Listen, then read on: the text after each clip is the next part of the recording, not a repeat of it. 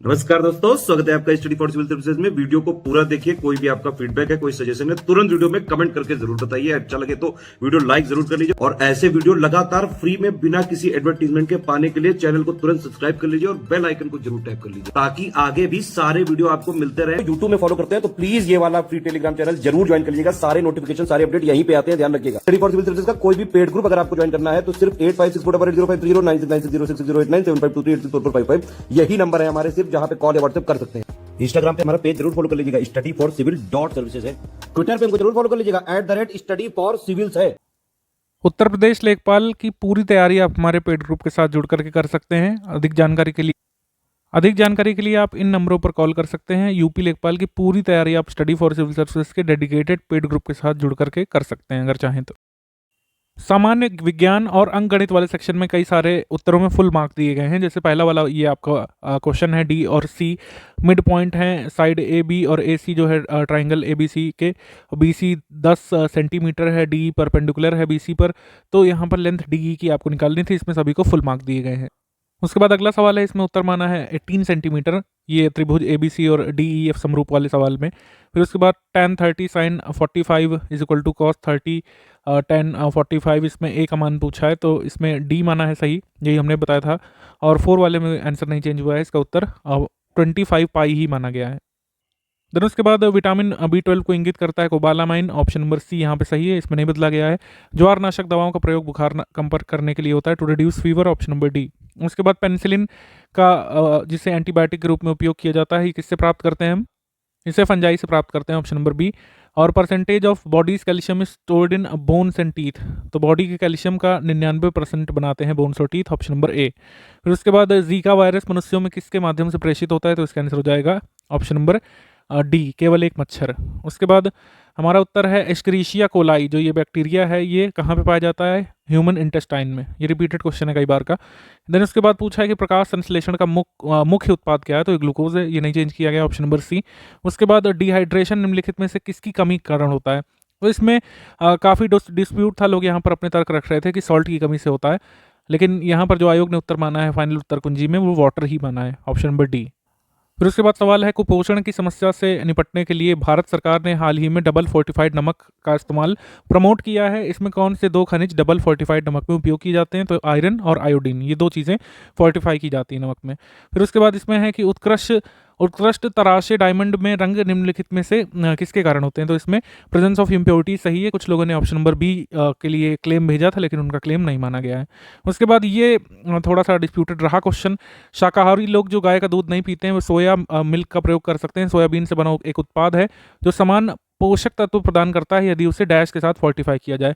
तो यहाँ थोड़ा सा डिस्प्यूट रहा, कई लोगों ने इसका आंसर भी बताया था, ठीक है।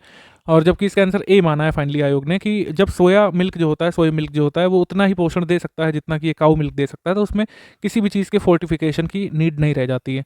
तो इस लॉजिक से ऑप्शन नंबर ए बताया गया है। हालांकि ये अभी भी डिस्प्यूटेड है क्वेश्चन, क्योंकि इसमें ऑप्शन उस हिसाब से नहीं सेट किए गए हैं, ठीक है।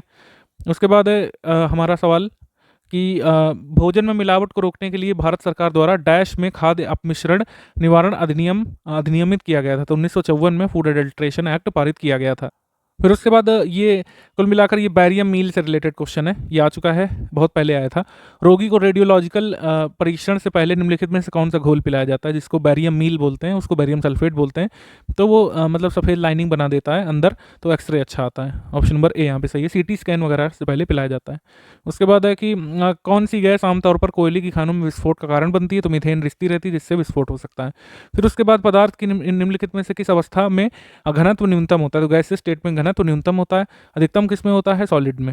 फिर उसके बाद गैस फलों को पकाने के लिए कौन से प्रयोग की जाती है, एथिलीन, ऑप्शन नंबर बी। फिर उसके बाद शुद्धतम रूप कौन सा है लोहे का, तो ये पिटवा लोहा यानी कि रॉट आयरन है, ठीक। फिर उसके बाद मिट्टी का विट्रोल किसे कहा जाता है, एल्यूमिनियम सल्फेट को, ठीक। उसके बाद है कि कंपित क्वार्ट्ज क्रिस्टल द्वारा हवा में उत्पन्न अल्ट्रासोनिक तरंगे डैश तरंगति का उदाहरण है, तो ये लॉन्गिट्यूडनल का उदाहरण था, option number C. Ultrasonic waves in the air produced by vibrating quartz crystal is an example of longitudinal wave. फिर उसके बाद किरणें वायुमंडल में उपस्थित ओजोन परत द्वारा अवशोषित होती हैं, अल्ट्रावायलेट होती हैं।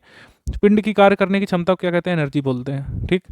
फिर उसके बाद निम्नलिखित में से कौन सी विद्युत शक्ति की वाणिज्यिक इकाई है, इस पर भी देखिए थोड़ा सा डिस्प्यूट हुआ था, कुछ लोगों ने इसको वॉट माना था, लेकिन यहाँ पर वाणिज्यिक इकाई लिखा है तो उसका मतलब जिसमें बिजली का बिल आता है, तो ये KVH मतलब KWH किलोवाट आवर सही माना है, यही हमने बताया था। इस पर काफ़ी डिस्प्यूट रहा था, आगे के लिए जरूर ध्यान रखिएगा। कॉमर्शियल यूनिट पूछें अगर इलेक्ट्रिक पावर की तो वो आप KWH ही लगाएंगे, वॉट नहीं लगाएंगे। फिर अगर केवल पावर की पूछे तो वॉट तो है ही, वॉट या मेगावाट। फिर उसके बाद कौन सा इंसुलेटर या विसंवाहक का उदाहरण है, तो ये आपका आंसर हो जाएगा यहाँ पर डायमंड। फाइनल उत्तर कुंजी आने के बाद भी ये क्वेश्चन डिस्प्यूटेड रहेगा, क्योंकि इंसुलेटर किस चीज़ का, हीट या इलेक्ट्रिसिटी का, ये चीज़ क्लियर नहीं की गई। क्योंकि डायमंड हीट और इलेक्ट्रिसिटी दोनों में अलग अलग बिहेवियर शो करता है। हीट का तो ये अच्छा इंसुलेटर सॉरी ये इंसुलेटर होता है इलेक्ट्रिसिटी का, लेकिन हीट का ये कंडक्टर होता है। तो आगे के लिए भी ध्यान रखिएगा, diamond is an insulator of electricity या फिर bad conductor of electricity but good conductor of heat. ठीक, तो ये अभी भी क्लियर नहीं है देखिए, क्योंकि इसमें क्वेश्चन बनाते समय इस चीज़ का नहीं ध्यान दिया गया कि इसमें इतने क्लोज ऑप्शन में आपको क्लियर करना चाहिए था कि हीट का पूछ रहे हैं कि इलेक्ट्रिसिटी का पूछ रहे हैं। फिर उसके बाद है कि एक माध्यम से दूसरे माध्यम में तिरछी यात्रा करते समय प्रकाश के विक्षेपित होने की घटना किस नाम से जानी जाती है, तो इसको रिफ्रैक्शन बोलते हैं। सिंपल सवाल था, डेफिनेशन बेस्ड। जैविक संरक्षण में प्रकाशित एक नए अध्ययन के अनुसार किस मुद्दे के कारण कई अनोखे जानवर पौधे विलुप्त हो जा रहे हैं, तो इसमें जो फाइनल उत्तर कुंजी में माना गया है वो है ग्रीन हाउस गैस एमिशन। ठीक, बी माना गया है इसमें। कई लोगों ने फॉरेस्ट फायर यहाँ पे लगाया था और क्लेम भी भेजा गया था, लेकिन आयोग ने इसमें बी माना है। ठीक है, उसके बाद अंटार्कटिका में डूम्सडे ग्लेशियर का मूल नाम क्या है जो हाल में चर्चा रहा है, ये है थ्वैट्स ग्लेशियर, ऑप्शन नंबर डी। ये करंट का था, साइंस करंट अफेयर से। फिर उसके बाद nature of the image formed by convex mirror, यानी कि वस्तु को अनंत पर जब रखा जाता है उत्तल दर्पण द्वारा बनाए जाने वाले प्रतिबिंब की प्रकृति क्या होती है, ये होती है वर्चुअल और इरेक्ट, ऑप्शन नंबर बी। फिर उसके बाद क्रिप्टोगैमिक यानी गैर बीज उगाने वाले पौधे का मतलब भारत का प्रथम क्रिप्टोगैमिक उद्यान का उद्घाटन कहाँ पे किया गया है, उत्तराखंड में। स्टेटमेंट बेस्ड क्वेश्चन है, ये सारे प्रीवियस ईयर के क्वेश्चन हैं, इनको स्टेटमेंट बना दिया गया है। तो इसमें कौन सा कथन सही है इसमें पूछा है, तो बाकी सारे गलत कथन है। लेकिन विंटर में wind land to the ocean की ओर बढ़ती है, या लैंड टू सी, तो ये सही है, डी यहाँ पे सही है।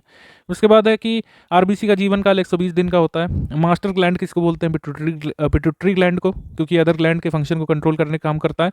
ओसिरिस एक्स क्या है, ये स्पेसक्राफ्ट है। ठीक है, ये हमने करंट अफेयर में करवाया हुआ था, इसमें कोई डिस्प्यूट नहीं हुआ।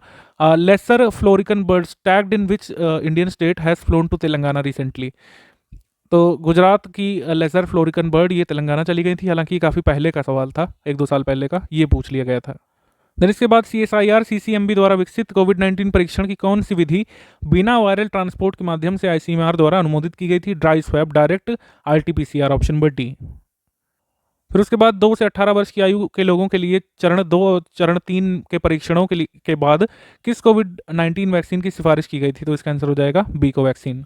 उसके बाद निसार उपग्रह चर्चा में था, भारत द्वारा किस देश के साथ लॉन्च किया जाना है, निसार सैटेलाइट US के साथ, नासा के साथ कुल मिलाकर, ऑप्शन नंबर बी।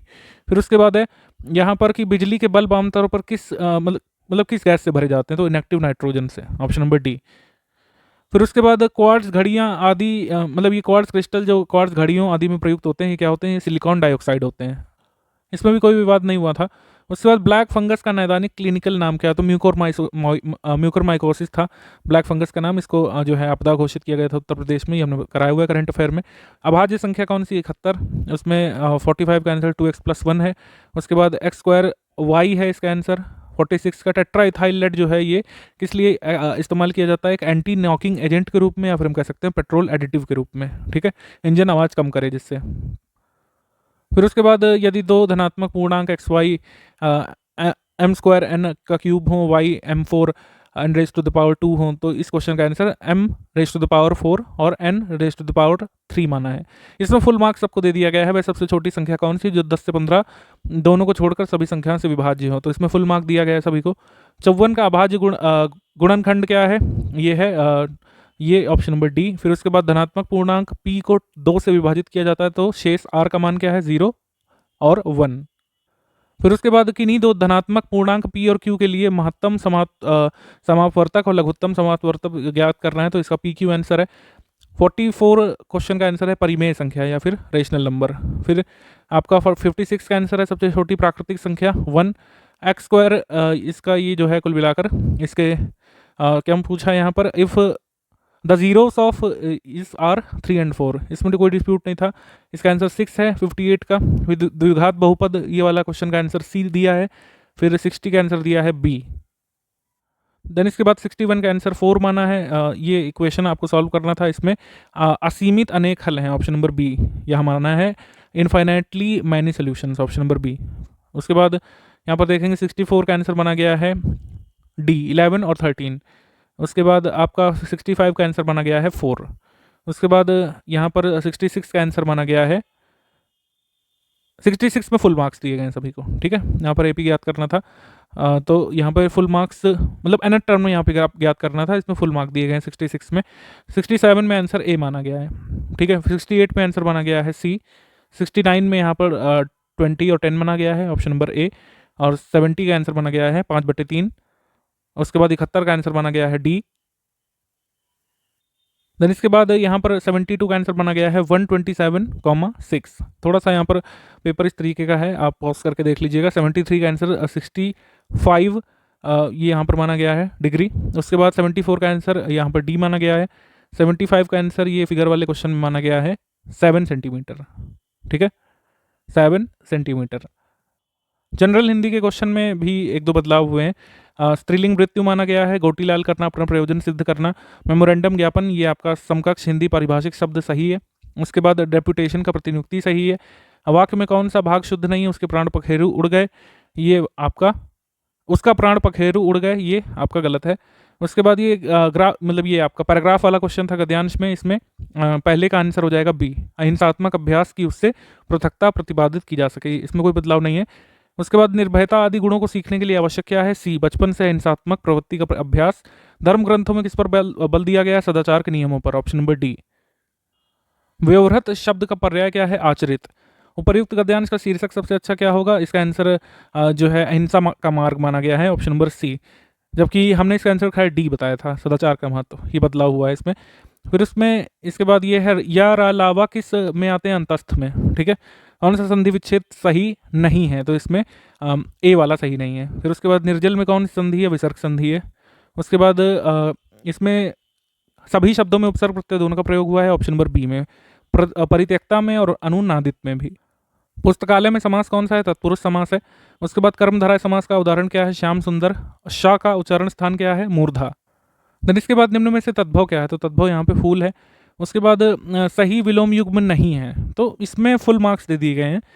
मुझे ये नहीं समझ में आ रहा कि इसमें दिक्कत क्या थी। सुगम का संगम दिया हुआ है जो कि सही विलोम युग्म नहीं है, ऑप्शन नंबर ए होना चाहिए था, लेकिन यहाँ पर सभी को फुल मार्क दे दिए गए हैं। फिर उसके बाद शब्द परस्पर पर्यायवाची नहीं है, चाप, धनु, चपला, ये परस्पर पर्यायवाची नहीं बना रहे हैं। फिर उसके बाद अर्थभेद सही नहीं है, कौन सा, नेति और नेति का अनंत बंधन, ये सही नहीं बन रहा है। उसके बाद निम्न में से तत्सम शब्द कौन सा है, ये पुष्प है, ठीक।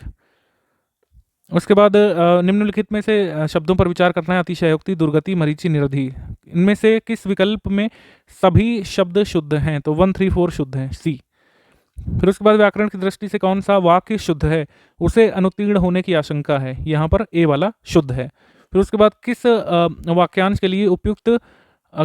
के लिए प्रयुक्त शब्द सार्थक नहीं है, जो वचन से परे हो उसे वाचाल नहीं बोलते हैं, जो बहुत ज़्यादा बोलता हो उसे वाचाल बोलते हैं। तो ये रही ऑफिशियल की के हिसाब से, फाइनल ऑफिशियल की के हिसाब से UP SSSC लोअर के पेपर के आंसर की।